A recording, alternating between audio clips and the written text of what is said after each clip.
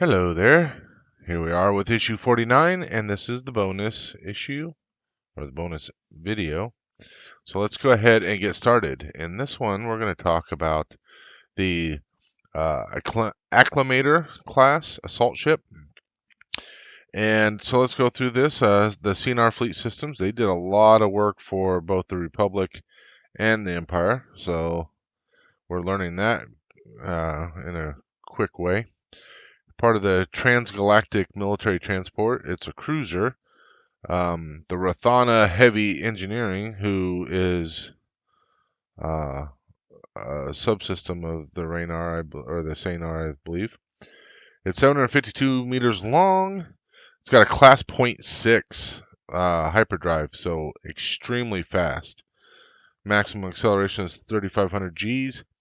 Its hull is made from neutronium impregnated. It's got 12 quad turbo laser turrets, 24 laser cannons, 4 missile torpedo launchers. Has a crew of 700.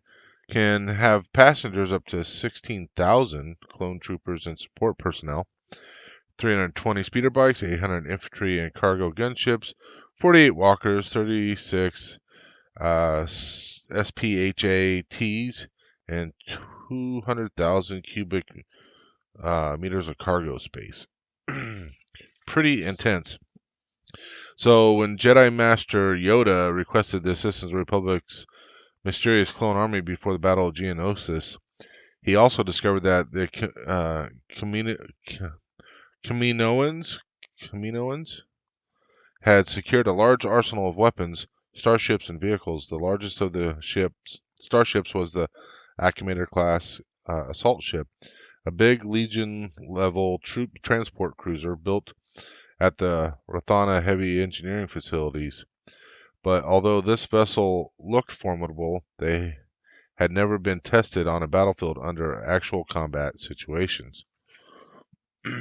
Based on a wedge design that would become a very familiar shape for later generation of capital ships, the Acclamator class was created in secret to meet the needs of the Republic clone army. These vessels were 752 meters long, blah, blah, blah, blah, blah. We've done all that. The hull was built around 4 sublight engines, 2 main ones and 2 auxiliary. But the principal function of the cruiser, some critics called an specialization, was to race through hyperspace to deliver Republic troops as quickly as possible to systems that have been occupied or contested by the Confederacy of Independent Systems. Aided by a 200-meter long and easily damaged hyperdrive fin, an Acclamator class could attain speed of 0.6 in hyperspace, cutting standard transit galactic journey times almost in half. Acclamators were not designed for ship-to-ship combat. Nevertheless, Republic assault ships carried enough firepower to break through planetary blockades in order to land on planet surfaces and even on water. It was armed with 12 quad turbo lasers, blah, blah, blah. Gone through all that. However, the ship's offensive devices placed great strain on the generators and were not very accurate. The windowless bridge communications and battle rooms were situated at an elevated part of the ship, making them rather vulnerable, and it was not uncommon for Republic assault ships to be escorted by starfighters or other battleships for additional defense. Shipbuilding expertise around 800 years before the Battle of Yavin, the Arctic planet of Rathana was sold to Kuat Drive Yards, which established Rathana Heavy Engineering as a subsidiary that could profit from the mineral wealth and planet's rich soil. So I think I had said that it was a subdivision of the Saynar, but in fact it was a subdivision of the Kuat Drive Yards. Since their homeworld was nearby, the Kaminoans,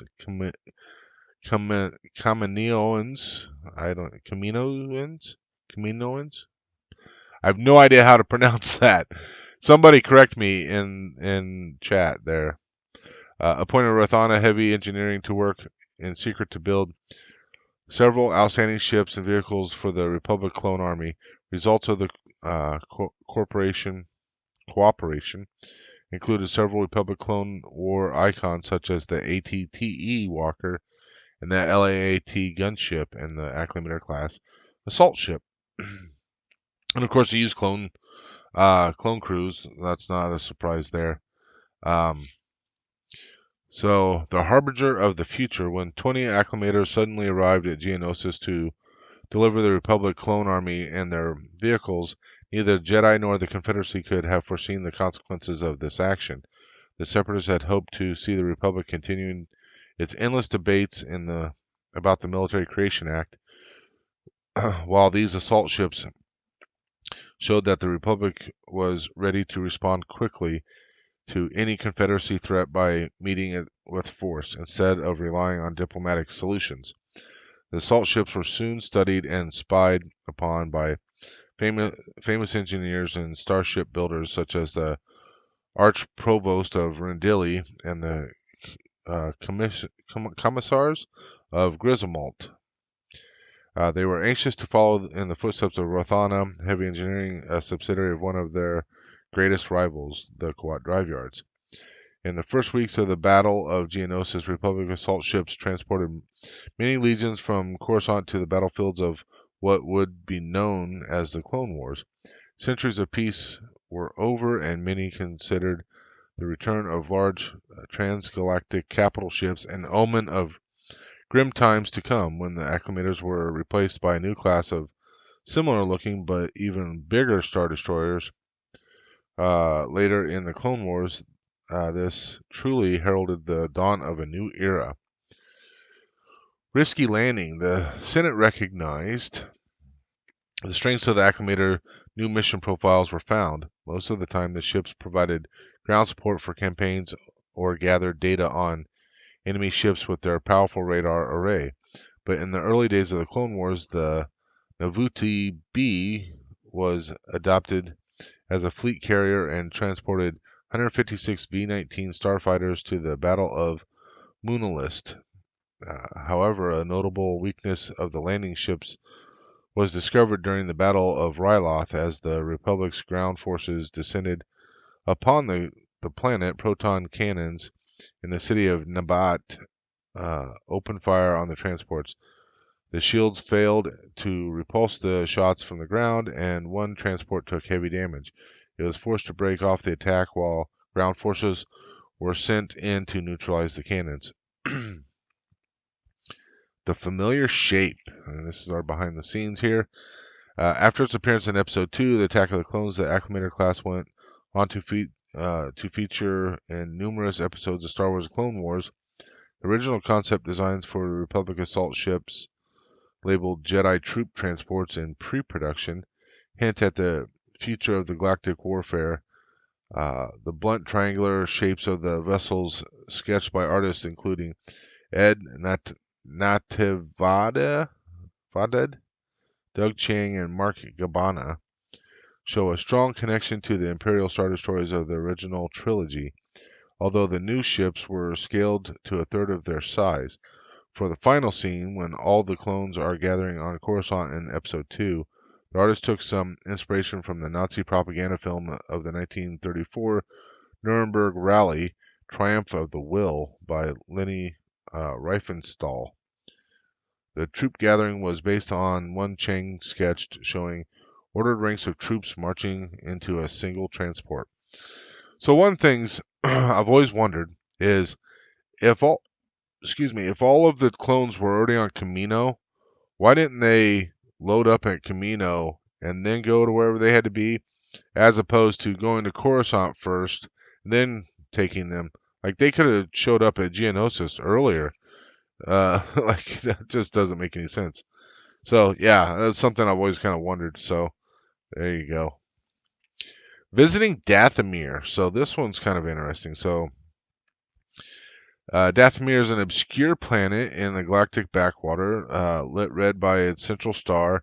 It is somewhat smaller than Coruscant and has a low gravity, although the planetary day is close to standard. The planetary year is long, lasting 491 days. The planet is considered temperate and beautiful by human standards, with a varied terrain that includes coastal lakes and tar pits, thick forests and snow-capped mountain peaks, powerful rivers and broad savannas, small ice caps and dramatic rift valleys. The three main land masses are overrun by twisted vegetation with forests of huge bent trees burdened by large cocoon-like fruit. So a little bit smaller. It's at 10,460 kilometers in diameter. Interesting enough, it's got a population of 980 million, which actually seems a bit high considering what we'll learn here. Um, 9/10 of the planet remains unexplored and uninhabited, with the population limited to a relatively small area along the edge of one of the three main continents, a zone of uplands and river plains bounded by one side of the ocean and on the other side, or on the other, by vast expanse of desert. So, because of the fact that they're in such small areas, that would lead you to believe like a very densely populated area. But anytime Dathomir's been in any of the Clone Wars and Rebels and that kind of stuff, that's just not the case. So that's kind of interesting. I don't understand why. So the Night Sisters. Here the inhabitants of Dathomir include the infamous and deadly Night Sisters, a witch clan that with mysterious secrets. Night Sisters keep to themselves, but have on occasion been known to offer their services to those who pique their interest. Far away from the Night Sisters live the Night Brothers, a clan of tattooed Zabrok warriors who are subservient to their female counterparts. During the Clone Wars, Dathomir would come under attack multiple times due to the machinations of the leader of the Night Sisters, Mother Talzin, and that's Mother Talzin there, and her rival Darth Sidious. This ultimately led to the destruction of most of the inhabitants and settlements on the planet. So that's unfortunate. So let me try to get this so you don't have the glare, so you can see Mother Talzin. So there's Mother Talzin there. Quite the spectacle. So Dathomir Rancors. So this is pretty significant, and I'll kind of go through the significance of this and the Night Sisters here in a moment. For those that have not explored the Star Wars Legends books, the semi-sentient species at the apex of the Dathomir native food chain is the mighty Rancor. The Dathomir Rancors are larger than off-world specimens, with full-grown adults reaching as much as 8 to 10 meters tall. Their extreme size can in part be attributed to the planet's low gravity and the same factor which allows the native trees to grow up to 80 meters.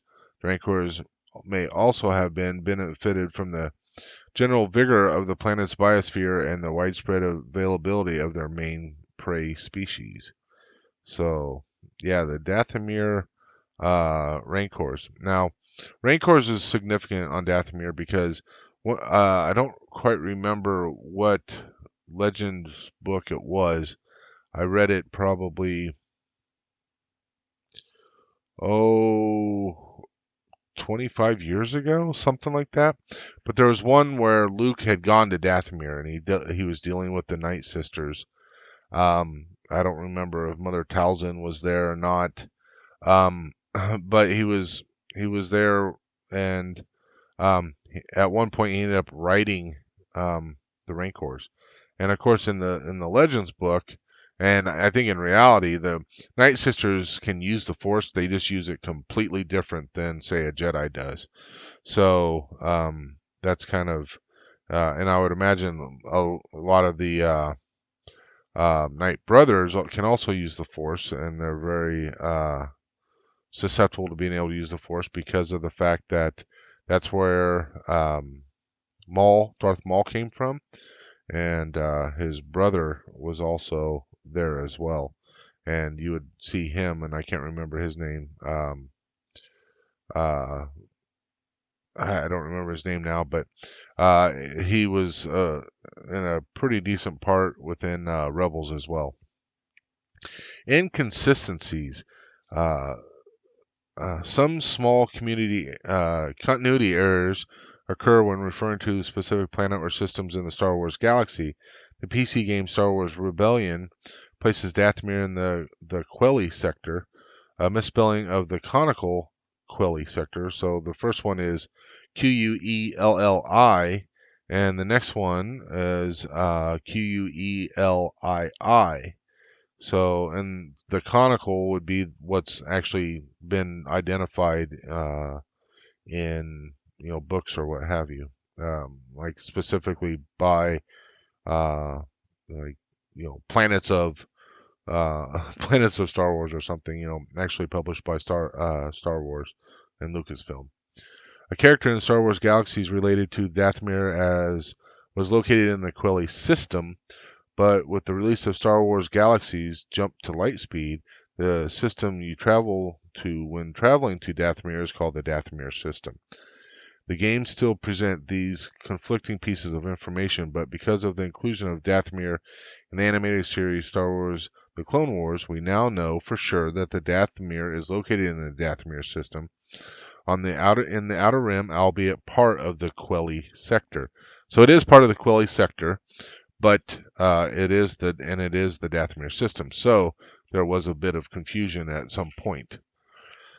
Tractor beams. So this is pretty interesting, mostly because the Millennium Falcon has tractor beams, and now granted, theirs won't be something that they could grab ships or whatever. It's more probably cargo and whatnot. But this was kind of interesting. So there's two types. There's commercial grade and then there's military grade. So you can only legally have anything that's would be considered military grade if you are a military ship or something like that. Anything that strong would be illegal. So civilians were restricted to having the weaker of the two. So the Falcon has the Phylon C5 tractor beam. The Falcon is fitted with a pair of Phylon C5 tractor beam emitters. When the invisible field is projected, it can be used to snare, shift, or direct target objects, but its range and power is limited and is most effective in the area between the main beam emitters, which emerge from the inside of the mandibles. So that's important to note. So Han never, like all the other things that Han upgraded, he did to military grade. He did not upgrade the projectors to military grade. So that's pretty significant. So not going to go in great detail. It's I think everybody pretty much knows what a tractor beam is. It's something that they used it off the Star Destroyer on the Tantive 4, where once they kind of disabled its sublight engine, they grabbed it and pulled it in to the cargo or the hold area. So military, it's stronger significantly, and it's generally restricted to large capital ships because of the amount of power needed, and that kind of stuff. The Falcon's tractor beams, like many freighters, the Falcon herself has a pair of tractor beam emitters installed. These have been an integral part of the configuration ever since she blasted out of Carillion Engineering Corporation orbital shipyard. Although, like most civilian-grade tractor beams, their strength is limited. The maximum range is about 30 meters, and they are capable of lifting about 900 kilograms on a planetary surface. Although there is no such limit to the weightlessness of space, usually the Falcon has several sets of tractor beam controls, which can be operated from the freight loading room, engineering station, or cockpit. Chewbacca put the Falcon's tractor beams to good use beneath Bespin Cloud City. The Wookiee had become so adept at tractor beam operation that he was able to use them to cushion Luke Skywalker's fall from the city's weather vane after he had been injured in the battle with Darth Vader. So that's pretty cool. And now let's look at some actual science fact. Tractor beams first appeared in the American science fiction writer E. Doc Smith's story Space Hounds of IPC, published in Amazing Stories in 1931. So Amazing Stories, this came up again. This was a few issues ago where they talked about it. Smith had previously used the term attractor beam in his work to describe a device that could attract one object to another from a distance. Since the 1960s, scientists around the world have been experimenting with turning science fiction into science fact. Among the most recent are laser physicists in Australian National University in Canberra.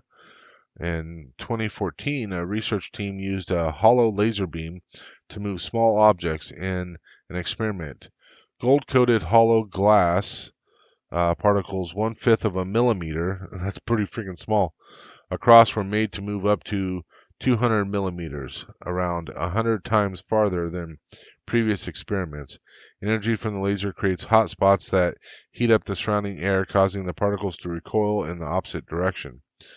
The new technique could be used in controlling atmospheric pollution or retrieving tiny, delicate, or disastrous particles for sampling. Because lasers retain their beam quality for long distances, the tractor beam has the potential to work over many meters. So there you go. It's kind of something people are actually working on. Kind of cool. And that concludes this issue. And again, issue 50 will be getting some more of the framework and the hull plating and all that kind of stuff. I'm guessing that's not what we're going to be working on. So we'll see what we'll be working on in issue 50. So with that, I want to say thank you very much, everybody, for watching. Hopefully you're enjoying this, and may the force be with you always.